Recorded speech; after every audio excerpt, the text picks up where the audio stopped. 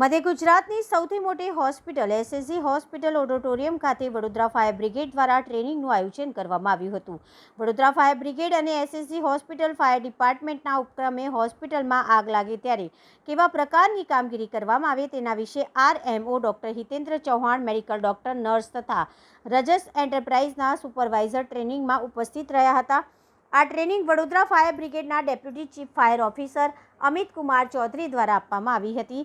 તેમના દ્વારા ટ્રેનિંગમાં એસએસસી હોસ્પિટલના પ્રાંગણમાં કોઈપણ જગ્યાએ આગના બનાવ બને ત્યારે ખાસ કરીને જે ફાયરના સાધનો મૂકવામાં આવ્યા છે તેને કેવી રીતે ઉપયોગ કરવો, સાથે દર્દીઓને કેવી રીતે એક જગ્યાએથી બીજી જગ્યાએ લઈ જવા તેના માટે પણ ટ્રેનિંગ આપવામાં આવી હતી। સાથે જ આગ કઈ રીતે લાગી શકે તેની પણ જાણકારી આપવામાં આવી હતી।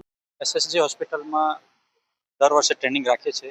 એ ટ્રેનિંગ ખાસ હોસ્પિટલમાં ઇનકેસ કોઈ આપત્તિ થાય, ફાયર થાય એવા સમયે કેવી રીતે આગ બુઝાવવું, કેવી રીતે દર્દીઓને જલ્દીથી જલ્દી સ્થળાંતર કરવું, કેવી રીતે ફાયરના જે સાધનો છે એનો ઉપયોગ કરવો, એ બાબતથી ઊંડાણપૂર્વક તાલીમ આપવાનું આયોજન વડોદરા ફાયર ઇમરજન્સી સર્વિસ તરફથી કરવામાં આવ્યું।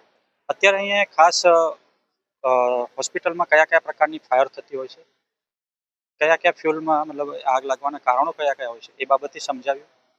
દર્દીઓને સરળતાથી અને વધુમાં વધુ જલ્દીથી સ્થળાંતર કેવી રીતે કરવું એ બાબતથી તાલીમ આપવામાં આવી।